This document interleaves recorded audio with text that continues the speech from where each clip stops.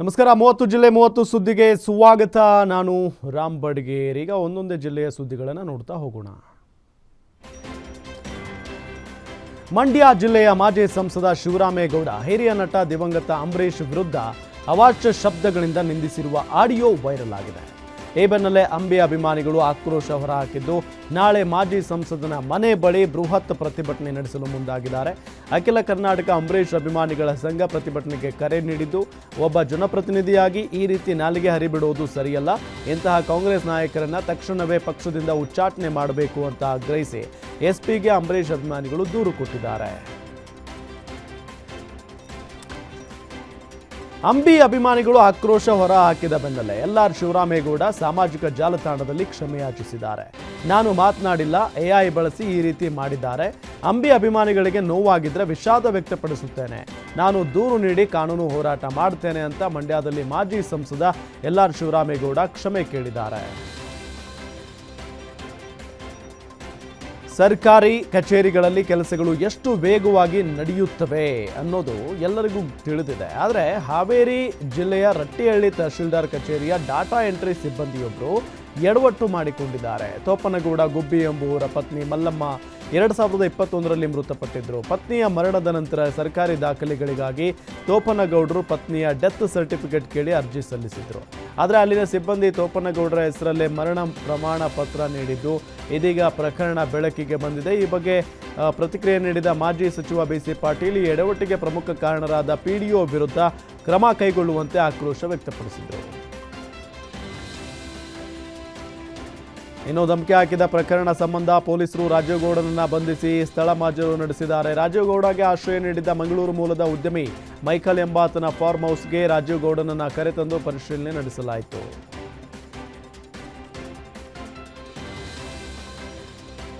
ಬಾಗಲಕೋಟೆ ಜಮಖಂಡಿ ತಾಲೂಕಿನ ಸರ್ಕಾರಿ ಶಾಲೆಯ ವಿದ್ಯಾರ್ಥಿಗಳು ಕೊಳಚೆ ನೀರಿನಲ್ಲಿ ಊಟದ ಪ್ಲೇಟ್ ತೊಳಿತಾ ಇರುವ ದೃಶ್ಯಗಳು ಸೋಷಿಯಲ್ ಮೀಡಿಯಾದಲ್ಲಿ ವೈರಲ್ ಆಗಿದೆ.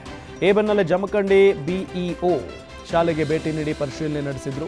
ಬಳಿಕ ಮಾತನಾಡಿದ ಅವರು, ಶಾಲಾ ಮುಖ್ಯ ಶಿಕ್ಷಕರಿಗೆ ನೋಟಿಸ್ ನೀಡಿದ್ದೇವೆ. ಆ ಘಟನೆ ನಮ್ಮ ಶಾಲಾ ಕಾಂಪೌಂಡ್ನಿಂದ ಹೊರಗೆ ನಡೆದಿದೆ. ಗ್ರಾಮ ಪಂಚಾಯಿತಿಗೆ ಚರಂಡಿ ಕ್ಲೋಸ್ ಮಾಡಲು ಹೇಳಿದ್ದೇವೆ. ಒಂದು ವೇಳೆ ಅವರು ಚರಂಡಿ ಮುಚ್ಚದಿದ್ರೆ ನಾವೇ ಶಾಲಾ ಅನುದಾನದಲ್ಲಿ ಸರಿ ಮಾಡಿಕೊಳ್ಳುತ್ತೇವೆ ಅಂತ ಜಮಖಂಡಿ ಬಿಇಒ ಅಶೋಕ್ ಹೇಳಿದರು. ಹಾವೇರಿ ಜಿಲ್ಲೆ ರಟ್ಟಿಹಳ್ಳಿ ತಾಲೂಕಿನ ಬುಳ್ಳಾಪುರ ಗ್ರಾಮದಲ್ಲಿ ಕಳೆದ 4 ತಿಂಗಳಿಂದ ಕುಡಿಯಲು ನೀರಿಲ್ಲದೆ ಸರ್ಕಾರಿ ಶಾಲಾ ಮಕ್ಕಳು ಪರದಾಡ್ತಾ ಇದ್ರು. ಕುಡಿಯಲು ಹಾಗೂ ಶೌಚಕ್ಕೆ ನೀರು ಸಿಗದೆ ಅಲೆದಾಡ್ತಾ ಇದ್ರು.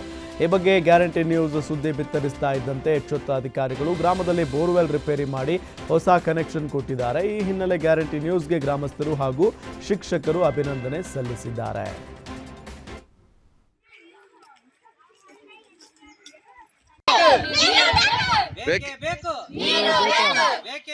ಕರ್ಕೊಂಡು ಹೋಗೋದು ಯಾವಾಗ, ನೀರು ತರೋದು ಯಾವಾಗ, ಅಡ್ಗೆ ಮಾಡೋದು ಯಾವಾಗ, ನಾವು ಎಲ್ಲಿಂದ ಅಂತ ನೀರು ತರಬೇಕು. ಹೊಲಗಳಾಗ ನೋಡ್ರೆ ಕರೆಂಟ್ ಇರುತ್ತೆ, ನಾವು ಬರೋ ಅಷ್ಟೊತ್ತಿಗೆ ಕರೆಂಟ್ ಹೋಗಿರುತ್ತೆ. ನೀರು ಎಲ್ಲಿಂದ ತಂದು ನಾವು ಅಡುಗೆ ಮಾಡೋಣ? ಒಂದು ಕೊಡಪ ನೀರಲ್ಲಿ ಹಾಲು ಮಾಡಿ ಟೀ ಮಾಡಿ ಮತ್ತು ಅಡುಗೆ ಹೇಗೆ ಮಾಡಬೇಕು? ಮಕ್ಕಳನ್ನೂ ಕರ್ಕೊಳ್ಳಂಗಿಲ್ಲ ಅಂತ ಹೇಳ್ತಾರೆ. ಮತ್ತು ಹೆಂಗೆ ಮಾಡ್ಬೇಕ್ರಿ ನಾವು? ಇಷ್ಟು ದಿವಸ ಆದ್ರೂ ನೀರು ಬರಲಿಲ್ಲ ಅಂದರೆ ಅದು ಸ್ವಲ್ಪ ನೀರು ಬರುತ್ತೆ, ಸಿಂಟ್ಯಾಕ್ಸಿಗೂ ಏರ್ತಾ ಇಲ್ಲ. ಕೊಡಪನಿಂದ ಎತ್ತೆತ್ತು ಹಾಕಬೇಕು. ನಿಮಗೆ ಈಗ ನಿಮ್ಮಲ್ಲಿ ಎಷ್ಟು ಮಂದಿ ನೀರಿಲ್ಲ, ತೊಳೆಯಕ್ಕೆ ನೀರಿಲ್ಲ, ಅರ್ಧ ಬರ್ಧ ಆಗ್ತೈತಿ. ಈಗ ನೀವು ನೀರ ದಿನ ಏನು ಕ್ರಮ ತಗೊಂಡಿಲ್ಲ. 4-5 ದಿನಗಟ್ಲೆನೂ ಬೇಕಾ ನೀರು ಬಿಡೋಕ್ಕೆ? ಮತ್ತು ಹಂಗಾರೆ ಎಲ್ಲಿಗೆ ಹೋಗ್ಬೇಕು? ಊರವರೆಲ್ಲ ಏನು ಮಾಡ್ತಿದ್ದಾರೆ? ಅವ್ರ ಮಕ್ಕಳು ಬರಲ್ವಾ ಸ್ಕೂಲಿಗೆ?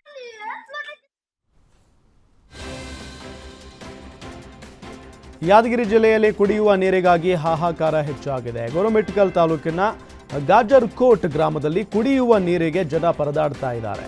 ಹನಿ ಹನಿ ನೀರಿಗಾಗಿ ಪರದಾಡುವಂಥ ಸ್ಥಿತಿ ಎದುರಾಗಿದೆ.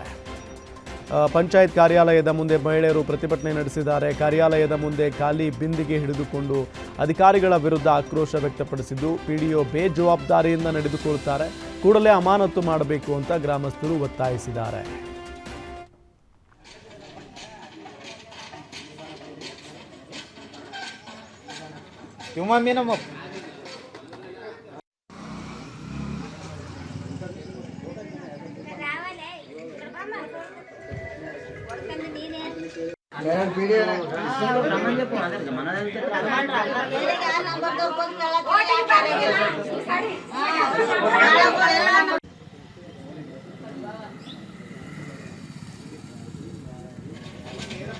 ಹಾಂ ನೀವು ಆ ಕಡೆ ಹೋಗಿ. ಲೋಕಸಭಾ ಚುನಾವಣೆ ಸಂದರ್ಭದಲ್ಲಿ ವೈರಲ್ ಆಗಿದ್ದ ಆಡಿಯೋ ಮತ್ತೆ ವೈರಲ್ ಆಗಿದೆ. ಆಗ್ನೇಯ ಪದವೀಧರ ಕ್ಷೇತ್ರದ ಕಾಂಗ್ರೆಸ್ ಅಭ್ಯರ್ಥಿ ಶಶಿ ಹುಲಿಕುಂಟೆ ಮಠ ಅವರು ಬಿಜೆಪಿ ಮಾಜಿ ಸಂಸದನ ಆಡಿಯೋ ವೈರಲ್ ಮಾಡಿದ್ದಾರೆ. ಬಿಜೆಪಿ ಮಾಜಿ ಸಂಸದ GS ಬಸವರಾಜು ಅವರದ್ದು ಎನ್ನಲಾದ ಆಡಿಯೋ ವೈರಲ್ ಮಾಡಿದ್ದು ಕುಂಚಿಟಿಗ ಸಮುದಾಯವನ್ನು ನಿಂದನೆ ಮಾಡಿದ್ದಾರೆ ಎಂಬ ಆರೋಪ ಕೇಳಿಬಂದಿದೆ. ಆಡಿಯೋ ಹರಿಬಿಟ್ಟು ಕುಂಚಿಟಿಗ ಸಮುದಾಯದ ಮತ ಸೆಳೆಯಲು ರಣತಂತ್ರ ನಡೆದಿದೆ ಎನ್ನಲಾಗಿದೆ. ಹಾಸ್ಟೆಲ್ನಲ್ಲಿಯೇ ಕುಡಿದು ಡ್ಯಾನ್ಸ್ ಮಾಡಿ ರಂಪಾಟ ಮಾಡಿದ್ದ ಅಡುಗೆ ಸಿಬ್ಬಂದಿ ಸಸ್ಪೆಂಡ್ ಆಗಿದ್ದಾರೆ. ಚಿಕ್ಕಬಳ್ಳಾಪುರ ಜಿಲ್ಲೆ ಚೇಳೂರು ತಾಲೂಕಿನ ಚಾಕು ವೇಲು ಹಾಸ್ಟೆಲ್ನಲ್ಲಿ ಮಕ್ಕಳ ಎದುರೇ ಅಡುಗೆ ಸಿಬ್ಬಂದಿಯಾದ ಸರೋಜಮ್ಮ ಹಾಗೂ ವೆಂಕಟರಮಣಮ್ಮ ಕುಡಿದು ಅಸಭ್ಯವಾಗಿ ನೃತ್ಯ ಮಾಡಿರುವ ವಿಡಿಯೋ ವೈರಲ್ ಆಗಿದೆ. ಈ ಹಿನ್ನೆಲೆ ಇಬ್ಬರನ್ನು ಸಮಾಜ ಕಲ್ಯಾಣ ಇಲಾಖೆ ಜಿಲ್ಲಾಧಿಕಾರಿ ಸಸ್ಪೆಂಡ್ ಮಾಡಿ ಆದೇಶ ಹೊರಡಿಸಿದ್ದಾರೆ.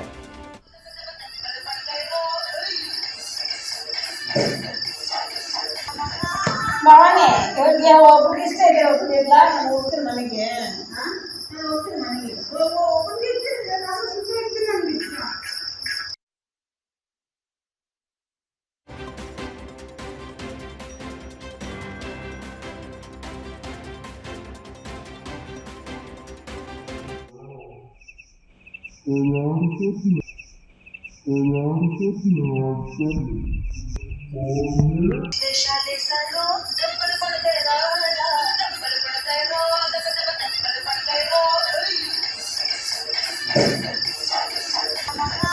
ಮಾವನೇ ಒಬ್ರು ಇಷ್ಟ ಇದೆ ಒಬ್ರು ಇಲ್ಲ. ನಾನು ಹೋಗ್ತೀನಿ ಮನೆಗೆ.